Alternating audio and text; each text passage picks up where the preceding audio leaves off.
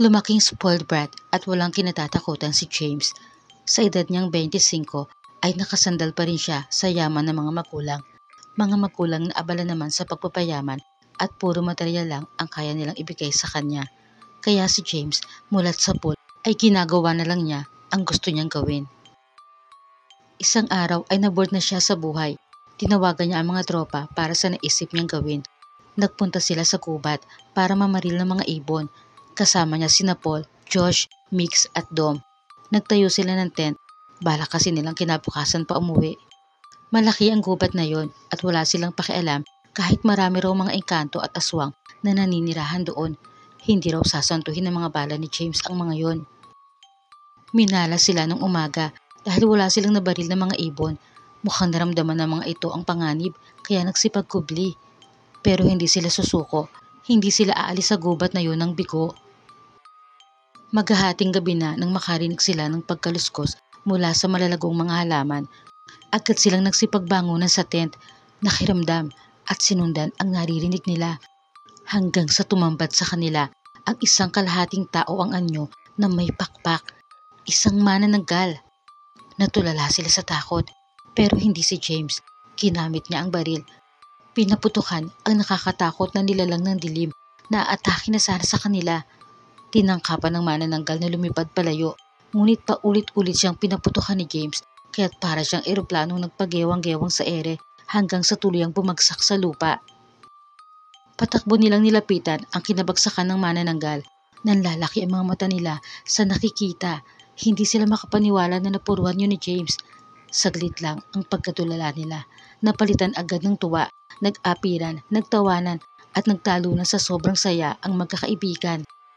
Iginapos nila sa puno ang manananggal. Wala ang kalahating katawan nito. Kahit anong tanong nila ay hindi na ito sumasagot. Nakalungay-ngay na lang dahil sa dami ng tinamong bala. Sige ang tulo ng dugo mula sa ating katawan. Sige rin ang tawanan ng magkakaibigan. Nagsimula silang mag-inuman. Nang may espiritu na ng alak ang mga kokote, ay naisipan nilang paglaruan ang manananggal. Sinulatan nila ng pentel pen ang kalahating katawan nito ng kung ano-ano. Tapos sa kanila hiniwaan ang muka gamit naman ang backknife.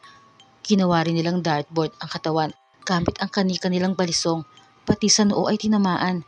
Nang magsawa, nilapitan ni James ang manananggal at saka tinanong kung gusto ba nitong uminom. Naghihingalo na ang manananggal kaya hindi na makasagot. Na bad trip si James sa hindi nito pagsagot kaya ang alak ay ibinuhos niya sa mukha nito at saka umalingaw-ngaw sa gubat ang tawanan ng mga tropa niya. Nang bigla silang makarinig ng malalakas na alulong ng aso, hindi lang isa kundi marami, sabay-sabay. Nawala ang lasing ng magkakaibigan, natakot din sila kaya't nagpasya silang lisanin na ang lugar. Iniwan nilang wala ng buhay ang manananggal. Maya-maya pa, isang matandang babae ang lumapit dito. Nanginginig ang mga kamay na hinaplos ang nakalungay-ngay na mukha ng kanyang anak. Siya si Nana Soleng, ang ina ng manananggal na si Magnus. Nadurog ang pusong ina niya sa nakitang sinapit ng anak. Pinakawalan niya ito mula sa pagkakagapos. Pinasan pa uwi sa kanila habang sige ang patak ng kanyang luha. Sila na lamang dalawa ni Magnus ang magkasama sa buhay dahil ang asawa niya ay matagal nang sumakabilang buhay ng masibat na mga nagroronda. Ngayon naman ay iniwan na rin siya ng kanyang anak dahil sa malupit na puso ng mga tao. Oo nga't nabibiktima rin sila ng mga tao pero sinikap naman nilang mamuhay ng normal at mga hayop na lang ang kainin. Hindi nila kasalanan kung isinilang silang aswang, mga nilalang ng dilim. Sa ayaw nila at sa gusto ay iyon sila. Pero ang mga taong yun na lumapastangan at walang awang pumatay sa kanyang anak ay piniling maging masama kaya hindi niya sila mapapatawad. Umiiyak na magkasamang inilibing ni Nana Soleng ang magkahiwalay na katawan ng anak. Nang matabunan na niya ito ng lupa ay tumingala siya sa buwan at saka sumumpa ng paghihiganti. Tinugunan iyon ng langit ng dumadagundong na kulob at matatalim na kidlat. Maya-maya'y bumuhos ang nagngangalit na lakas ng ulan. Kumuyom ang mga palad ni Nana Soleng sa maputik na lupa. Nangako sa anak na makakamit nito ang hustisya. Nagimbal si James sa balitang bumulaga sa kanya isang umaga. Lahat ng mga katropa niya ay natagpo ang wala ng buhay. Lahat ay pawang nakagapos at may mga kagat sa liig. Hinihinalang aswang ang may gawa. Ang pinagtataka lang ng mga kaanak, kung aswang ang may gawa, ay bakit kailangan nakagapos? Naalala ni James ang ginawa nila sa manananggal ay ginapos nila. Pero kung kalahim man ito ang gumanti sa mga kaibigan niya, bakit siya ay natira? Napaisip siya kung ano ang planong pagganti sa kanya. Sa takot ay agad nagpabook ng flight si James. Gusto niyang tumakas. Gabi, habang sakay siya ng kotse patungo sa airport, palabas pa lang siya ng probinsya, ay humarang na sa daraanan niya si Nana Soleng. Sinagawan pa niya ito na umalis sa daraanan niya, pero hindi natinag ang matanda.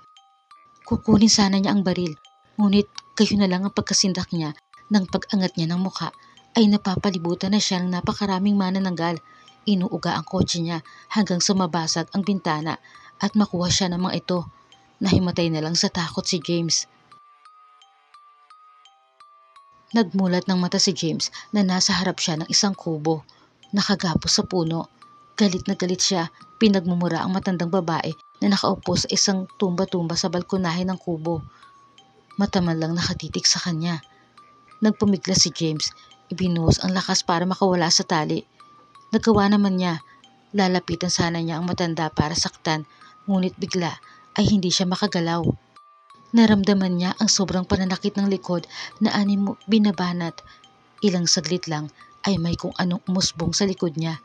Dahan-dahan ang paglaki hanggang sa maging isang ganap na pakpak. Hindi pa rin natapos ang pagkagimbal ni James nang unti-unti ay masaksihan naman ng nanlalaki niyang mga mata ang pagkahati ng katawan niya. Wala siyang nagawa kundi sumigaw ng ubod lakas. Halos malatit ang lalamunan niya sa pagsigaw. Lalo pa siyang nasindak nang umangat ang itaas na bahagi ng katawan kasabay ng pagkampay ng pakpak niya hanggang sa maging ganap siyang manananggal. Nang makalipad na si James palayo, ay saka naglapitan kay Nana Soleng ang mga aswang na nakasaksi sa pangyayari. Kinanaw nila ang bagong manananggal sa madilim na kalawakan at saka inakay si Nana Soleng palayo sa lugar na yon. Isasama na nila ito sa kanilang kampo para hindi na ito mag-isa. Habang si James ang siya naman ngayong mabubuhay sa gubat bilang isang manananggal tulad ni Magnus.